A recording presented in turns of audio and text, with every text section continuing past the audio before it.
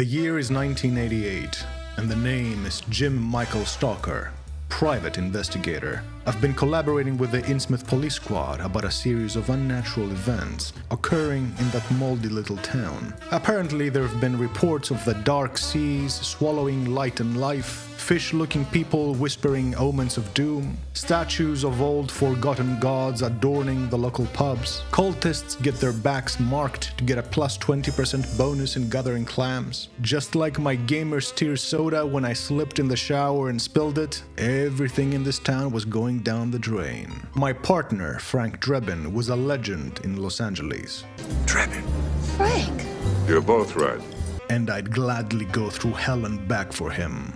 Which, little did I know at the time, I was about to. The cults of Cthulhu were everywhere, and the shadows whispered forgotten truths about the end of days. Just like a seafood blogger trying out different Innsmouth taverns, I knew the odds were against me, but I pretended otherwise. That's terrible. Seriously? You gonna stand there on the food with your boots? I have been criticized for my habit of monologuing my troubles away, being oblivious to the dangers at hand, and wandering into tangents so pointless that even the danger lost interest. Well, from where I'm standing, that is the best way to shield one's sanity from the horrors of the abyss. I was summoned by the mayor of Innsmouth to tackle a brand new case called Menace from the Deep, which, ironically, is the very first thing I heard my plumber exclaim while battling for his life in an attempt to unclog my toilet back at the station, after he somehow managed to escape the putrid elemental Great mighty poo that was nesting and growing in size down there. He advised me to take it easy with the oriental food from my trip to Yakuza. Joke's on him though, because I have one key similarity with Cartman. We both enjoy punishing our toilets. You're gonna take your punishment. That's right, get ready. Take it. Where was I? Right. I'm not exactly sure what I'm looking for out here, but the witnesses said I will know it when I see it. And whatever it was terrifying. I suppose decades of dealing with the supernatural have numbed me to fear and sharpened my ability to describe the indescribable. Holy shit, what the is that thing? Holy Jesus, tap dancing Christ. What the heck is that? I took a moment to compose myself, changed to some fresh underwear, and moved on. The case was filed as a Lovecraftian roguelike deck builder, and it damn sure played like one. You pick a class between Dexter Morgan, Isaac Asimov, Asmongold, and of course, Frank Drebin. You manage and upgrade your deck, bring the bad guys to justice, send the cosmic terrors back to the void, report the findings back to the moths, have a drink at the bar, rinse, and repeat. The key metrics are health, money, and sanity. Basically almost everything each one of my exes walked off with. Everything except for two things. My blood-born insight of the supernatural and this strange drawing from a previous client. It was given to him by Howard Phillips Lovecraft himself. It showed the great Cthulhu, the dark old one, the sleeper of Rillier, the great dreamer.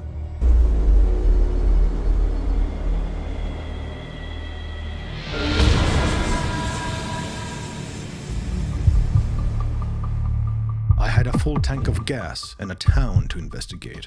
Which path do we choose? A creepy guy that looks like I just interrupted him mid-toilet, a card with Riddler's logo on it? No can do. Jim Carrey's the only Riddler for me. And the Braithwaite Mansion in Red Dead Redemption 2. Easy choice. Let's go, Mr. Morgan. Oh, hello there, Mr. and Mrs. Squalor. You're looking, feral and liver damage. Mind if my partner and I ask you a few questions? Have you seen a huge foreboding monster, covers the whole moon, speaks to you through horrific dreams, trying to sacrifice us humans to summon the great Cthulhu? Oh, you'd like me to give you some tobacco in exchange for information about the monster that will devour our sanity and our world? Sure. What are my options? I could have given you some tobacco, but I do not have one because instead I chose to buy this watch with a photo. out of a lunatic in the Arkham Asylum. I am Jarl Balgruuf, and I be ballin' swag. I can offer you a trade with 50 gil in Final Fantasy VIII money. I can also start a brawl like the Taiwanese parliament, arguing about why there hasn't been a single good Lovecraftian game in ages. Or I can push them away, like I did with my loved ones when I fell into deep depression. Well, I'm not gonna make that mistake twice. Oh, you'll never change. I know that. Here you go, guys. Have 50 gil on me. Now you can afford the sheer trigger upgrade. Oh, I see. And you reply in the quintessential way of my A-tierless Toby from a previous video. And be the Sigmaest Sigma of all time. I need that money. And he gives me a sacrificial dagger. Excellent. Everyone in Innsmouth is a cultist. Fantastic. I don't want to take this. I don't want this. Get the knife. Get the knife. Get the knife. Fine, she shall get the knife. Well, I guess I can use it when I carve the toned back of babes in the Worshippers of Cthulhu game. Don't be upset, they like it, they get bonuses. Also, I love that the sacrificial dagger gives me insight and enlightenment. I guess Bloodborne rules still apply here. Ah, dang it! I gotta delete one item. Could I live with myself if I delete the watch with a photo? I love moist towelettes. Yeah, okay, I guess I can live without that. Okay, let's go. What's next? I guess the Riddler card is the loot box equivalent in this game. God dang it, I hate loot boxes. Okay, we have a dude that looks like the evil possessed version of Terry Crews wielding a crowbar, two ladies looking like 4-drink flirty Amy Santiagos, and the ominous Boo haunted house from AVGN in the distance, of course. Oh, before we start, Mr. Crews, I'm a huge fan. Could I take a selfie with you, good sir? Oh, I don't think possessed Terry liked that. No. Oh, and the two Amy's are cursing my dog because they are allergic to dogs. Fantastic. Well, you leave me no choice, citizens. Power up. Thompson gun. Grenade. Another power up. Another Thompson gun. Karate chop. And what do I get? An umbrella, obviously useful since the sun will never rise again in Innsmouth. And a specimen jar from Parasite Eve. Yeah. I move on and I stop at the local gas station. The flickering sign above said Easy Gas, which is the exact brand of beans I ate last night. I work a shift to gather some money for a motel. I stop at the local sanitarium. Great game, by the way. I meditate under the image of Sam Harris, and he bestows some precious insight onto me. I hit the road again, and I'm immediately confronted by two JP Morgan executives trying to sacrifice my dog in order to manipulate the stock market. Shares of JP Morgan Chase up 14 points! You know, I don't mind them losing my own money. After all, they obey to Hastur, the king of the yellow showers. He needs all the cash for his monthly visits to the sanitarium. But animal abuse? That's not just bad, it's bad reputation for the fair city of Innsmouth. I cannot have that. Also, no one touches Sif. Therefore, I deal with the banking thugs the same way I always do, by following Warren Buffett's sage advice. Lose money for the firm and I will be understanding. Lose a shred of reputation for the firm and I will be ruthless. Fire axe! Thompson Rage! Stacking armor! Hadouken! Stacking war armor! Converting armor to damage! Smile, you son of a... Holy hand grenade! Hey, who are you? I'm Lieutenant Jim Michael Stalker, Innsmouth Police Squad, and don't ever let me catch you guys in Arkham. Whoopsie daisy, it's slippery. No. Whoops. No.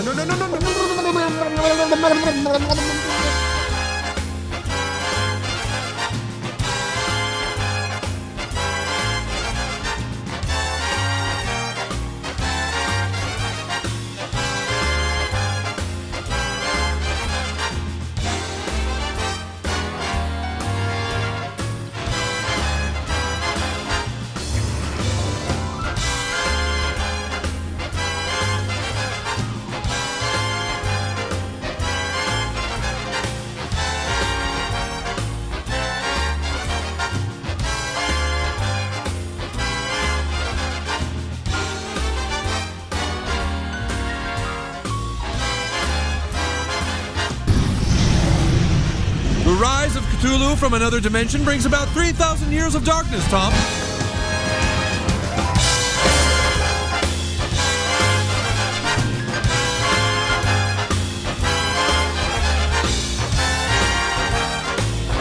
Hey, you! Stop right there! Come on, come back here!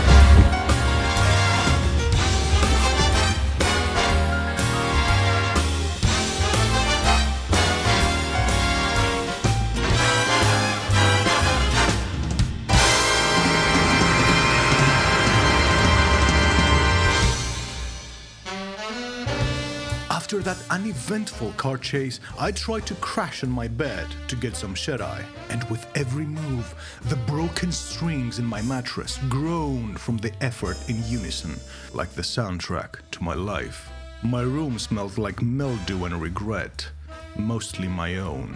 I've been staying in this cozy little motel in Innsmouth, cozy being a euphemism for structurally unsound and haunted by eldritch mold. Innsmouth was known for two things: its catch of the day soup and its equally fishy residents. The first one gave me terrible diarrhea and had me reaching for the toilet like...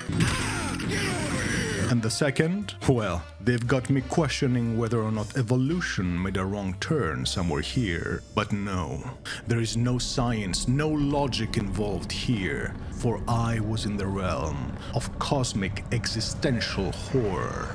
And by that I mean that the eldritch powers that wanted— What? $200 for the Gamer Steers soda from my first episode? I promoted the soda. Why am I still charged full price for this disgusting piece of truly existential horror? Also, the world was about to end. I probably should have started with that. To whoever finds these tapes, if you're a fellow Lovecraft fan like I am, then your mind is already salivating over the mention of the word Innsmouth. You and I, we are like Pavlovian hellhounds, drooling over cosmic entities and mystical gods of dread and torment, sleeping, waiting, dreaming humanity's demise. The joke's on them though, actually, because through copious research in ancient lore and occult symbols, I figured out humanity's gift, one secret weapon that no god can ever beat: our stubbornness. And I embodied that gift by going back into Innsmouth once again. My first clue came from this old case I've been working on called Menace from the Deep. It is a roguelike deck builder revolving around a secret society called the Moths. Knowledge is light. Moths fly toward the light. I presume because Fireflies was copyright-stricken. This cult was luring unsuspected investigators like myself to their doom.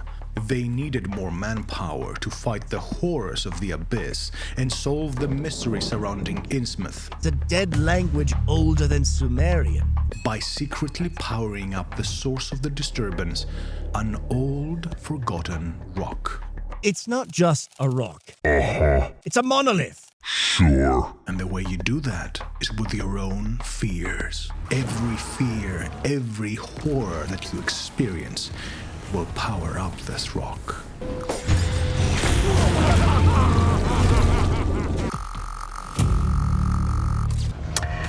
This is the worst!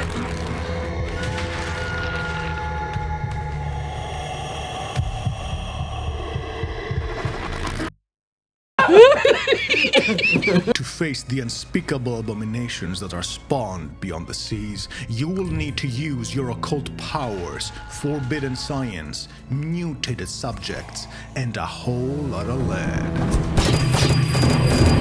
Is that enough? Are you gonna go back to the scene now, buddy? Nope. He was just getting angrier. Hammer time! Can't touch this. You will start a game, pick a character, pick a deck, and embark on a one-way trip to brave the corruption of Innsmouth. As mentioned earlier, there are 3 key classes to choose from, plus 1 from the DLC. A Frank Drebin-inspired detective that has hidden guns, grenades, and whiskey bottles in all of his crevices. I love it. in preparation for what lies ahead, of course. I love it! He enjoys listening to Everyone Loves Kung Fu Fighting and is accompanied by his trusty dog, which I tried to name Sif, because much like Artorias' hound, there is no salvation for you at the end of your quest. The detective is kinda fun to play if you manage to care for your lovable doggo until the very last battle. If that's not your style, there's also a Dexter Morgan cultist who is absolutely obsessed with sharp objects and that red liquid inside us mortals that makes Leslie Nielsen go blood. Even the mention of the word blood for the cultist, just like Dexter, really sets his teeth on edge.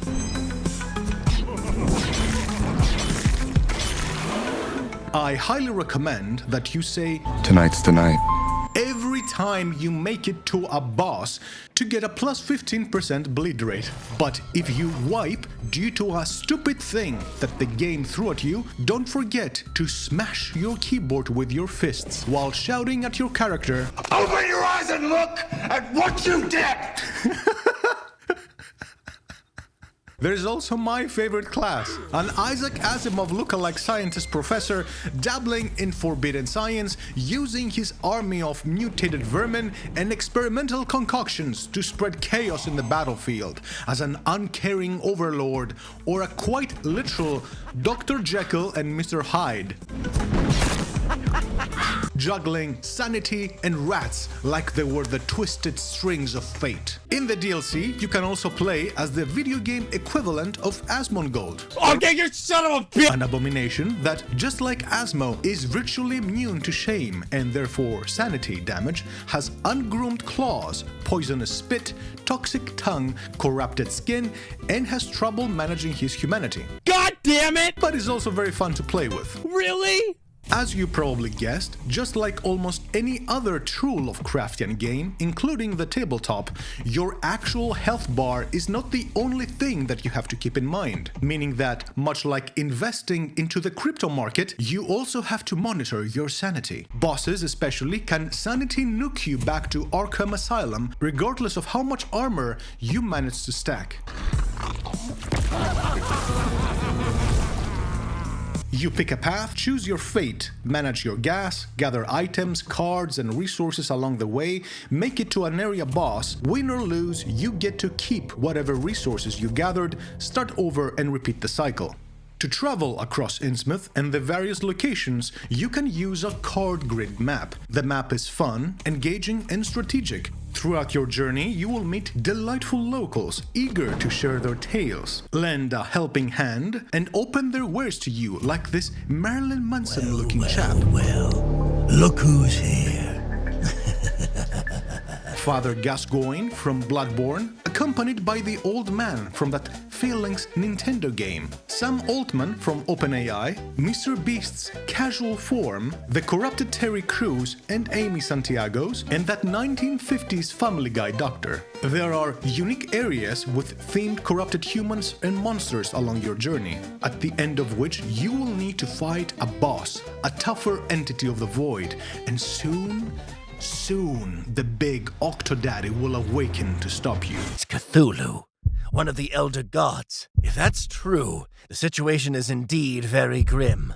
The cool thing is that you are not expected to destroy Cthulhu in one turn. Instead, you slightly chomp down his life bar over multiple runs, which is a cool mechanic. Incidentally, I actually brought his life bar down to 40% just in my first time encountering him, made for a really embarrassing second date with him later on. Win or lose the game, all the horrors and fears you witnessed are literally harvested by the Moths Society to power up that damned rock and answer the call of Cthulhu. I never expected to say your fears are literally harvested by your allies since the years I've been working as a technology consultant. But yes, this is not metaphorical, this is literal. And unlike the consulting space, I'm as excited as I was in my freshman year at Harvard. This society is using the fears harvested to give you new bonuses and aid you in your quest. It is kinda like the circular structure of Hades, but instead of trying to break free from the underworld and reunite your folks despite the fate's will, you embark on a quest to awaken the great Cthulhu And then, when you realize how stupid your actions were, you update your quest parameters to destroy the Great Cthulhu. Truly, balance in all things. In between your runs, depending on how further you manage to power up the monolith with all the fears and horrors you manage to harvest, you will get new cutscenes explaining the progression of the story. And as you move along the story, the monolith is having the same reaction of a skimpy-dressed Twitch star after both are fed with their full of human souls, fears, and valuable resources. They will collapse upon themselves, unleashing the dormant evils on the world of man. There's something uniquely satisfying about building your deck of despair while the unnamed entities from the abyss politely wait to devour your fragile human psyche. It is ominous, it is thematic. And our goal requires actions that others might consider cruel. Vigorously on point from a visual artistic perspective. This artifact consumes the fear and dreadful pain experienced by humans. In return, it provides immense power that can be harnessed.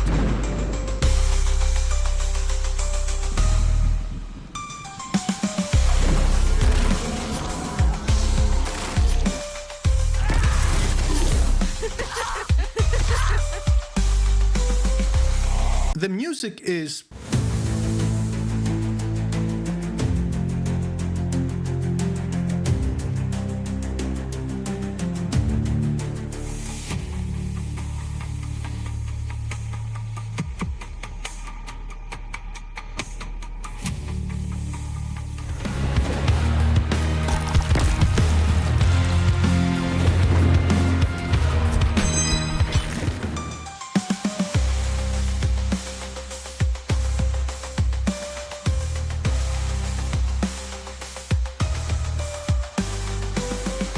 Yes!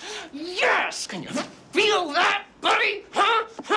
And even though the game should scream Lovecraftian dread and card games with admirable commitment, unfortunately, just like my gnome illusionist in Baldur's Gate 3 when he sees Shadowheart naked for the first time, the illusion of immersion collapses thanks to a cast of characters who sound like they wandered in from the open audition at a local toothpaste commercial. Let us start with the head, Mr. Grum, the supposed leader of this clandestine society. He's competent, he delivers his line like a man who has read the script at least once before recording. His premise is interesting, albeit quite predictable, but credit where credit is due, at least he knows what he's doing, and his voice actor embodies that. Innsmouth is silent. This town hides its secrets as if nothing is happening here. Then we have the chief scientist called the Brain. Oh, are you asking me? I'm thrilled! As you will find out by yourself, his name is a cruel, ironic joke to this game. Because since I started my investigation, I have not seen him do or say anything remotely intelligent. I'm sorry, Head. I thought we agreed that my nickname is Kruger, not Kraus. But he did call you that. He called you Kruger just a few seconds ago. Dr. Kruger and I will explore the museum. What? What's happening? This building is about to collapse! Gosh! You need to get out of the laboratory more often, Brain. I'm sure it's just a ship siren leaving Innsmouth Harbor. And he believes that? Dude, aren't you a scientist? Maybe spend more time in a lab? And now this is truly strange. The moon didn't disappear by morning. Why is it turned red-pink? I don't know, man. Maybe it's a gender reveal party. Why do you think? I don't like this, Head.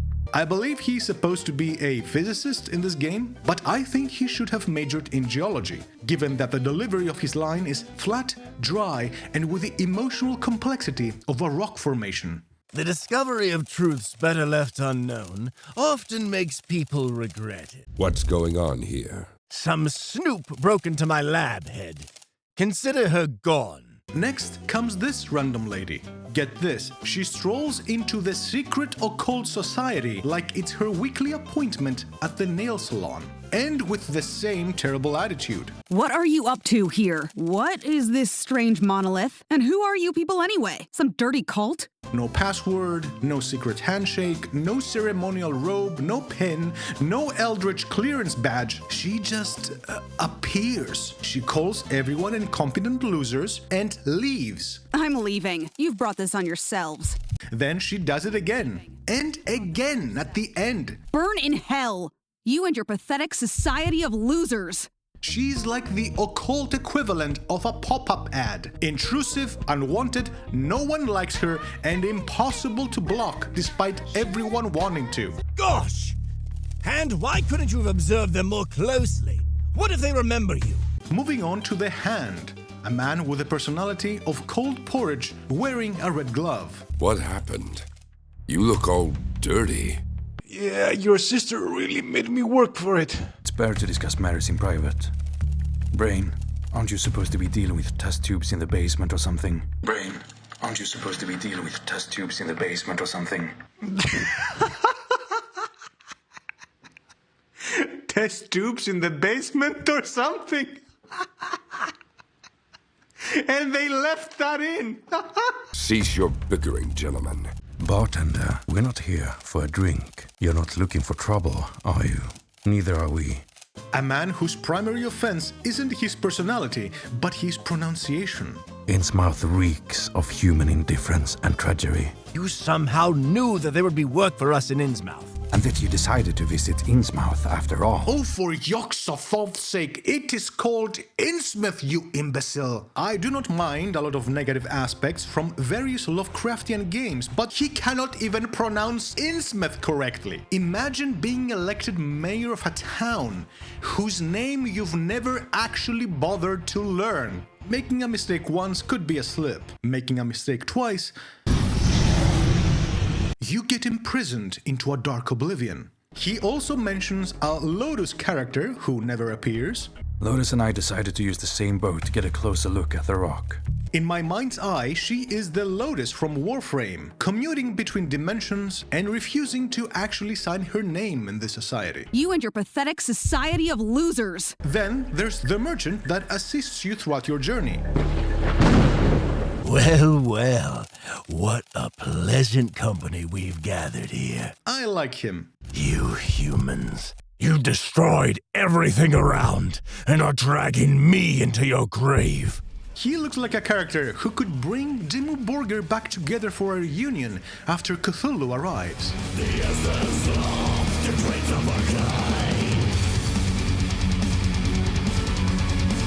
Zero tolerance must be issued for. His premise is interesting. Business up top, tentacles below. First the monolith, now working with a monster. You must be careful, Head. Well, my brainy friend, it seems your concerns aren't entirely unfounded, but you sought me out. His voice actor is at least fun to listen to. In a game where half the cast doesn't feel like recording their lines, that alone makes him a standout.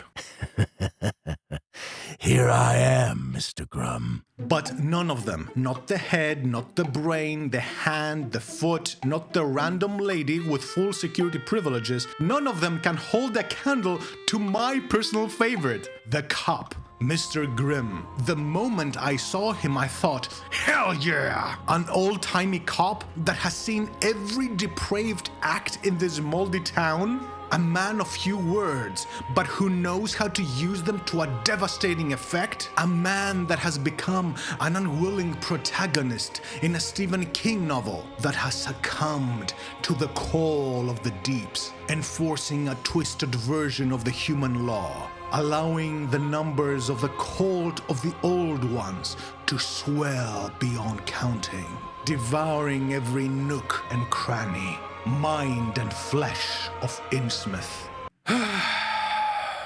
And then he speaks. Without your interference, everything here is already spiraling into the abyss. Better save your strength and accept the harsh reality. If anything is weird here, it's two obviously non-local gentlemen asking dangerous questions. I'm a policeman. If you don't want to see the morning, go ahead and do whatever you came to do. The voice acting isn't just bad. That would imply that he adheres to some measurable standard at least. No, his performance is so terrible, it redefines what I thought I knew about voice acting. Don't trust that creature. his services might turn out to be more dangerous than useful. The world will end anyway. Your attempts to change anything are so pathetic that they make me sick. You want to give up? Is that all you're capable of? What are you so afraid of? The monsters at the gate? We all have our monsters inside. Help me to release this demon!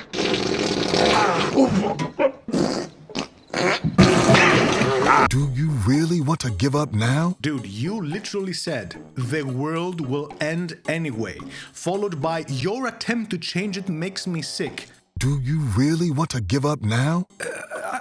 Are you trying to portray a Dark Souls type of persona, accepting your doom through stoic nihilism? Or are you trying to warn the secret society, in which no one invited you in, by the way, about the dangers of the monsters local, Marilyn, that you helped them recruit in the previous cutscene? We've done what we came for. The weirdo will know where to find us. Your attempts to change anything are so pathetic. Do you really want to give up now? Can your writers pick one lane? Do they also have voices in their heads like I do? Nah, it's all good, boss. Thank you, Mitch. Don't give human voices to AI, come on! I completely agree with these guys. Why on earth was this butchered like this? Dracul Natal! I think that's Sumerian for, I should have asked less for my voice acting. Are you going to let him talk to us like that?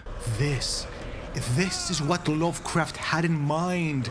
This is a loss of sanity. This is the sort of voice acting that makes air cold, flesh to cringe, thoughts to vanish. This is true Lovecraftian horror.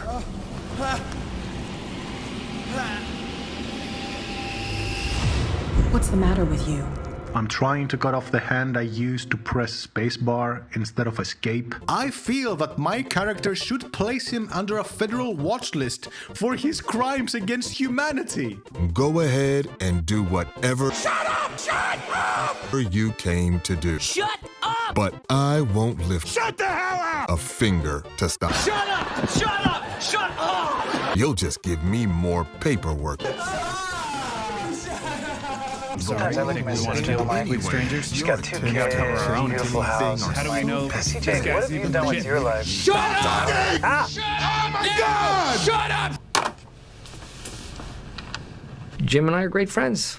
We hang out a ton, mostly at work.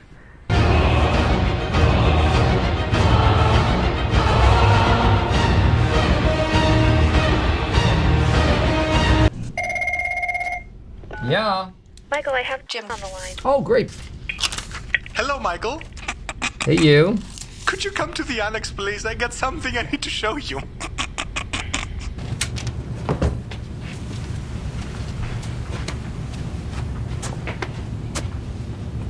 Great practical joke, Jim. Got me go to the annex. The world will... No, God! No, God, please, no! No! No! No! The gameplay itself, solid, satisfactory. Visually, very well executed. The chord variations could use more depth, but they do function. Balance issues exist, but not enough to ruin everything. The story, however, has cracks. Earth-shattering cracks. Cosmic fissures large enough for an elder god to use as a slip and slide. I will not give away any spoilers for the ending, but I'll only tell you this one thing. This society of highly trained scholars of the occult believe that they have to sacrifice some papers to close the abyssal portal of Cthulhu. I will repeat this. Someone actually believes that in order to stop Cthulhu, you have to sacrifice some books. So if you ever wonder what finally saves humanity, just remember, it wasn't bravery, it wasn't nukes, not destiny, not faith, not divine intervention, it was human stubbornness and paper. The abyss fell to office supplies. That was Michael's plan all along, and it worked.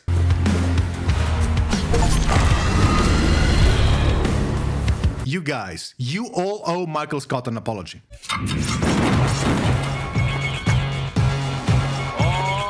yeah. Threat level midnight makes all the girlies feel alright. From Madonna to Madeline Albright. Threat level midnight, it's a threat, a level threat. He's the greatest hockey star I ever seen yet. Threat level what? Midnight. Threat level who? Michael Scorn. Threat level why? Apartheid. Gotta fight it, free Mandela, peace, I'm out.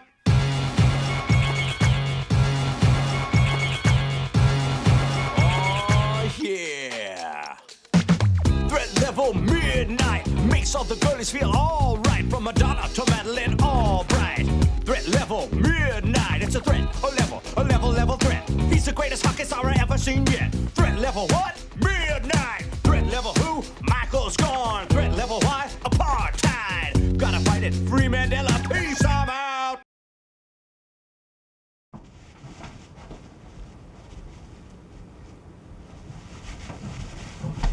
Hey, what are you doing here? The movie's over. It's threat level noon again. Go home. Have a life. Fall in love. Go.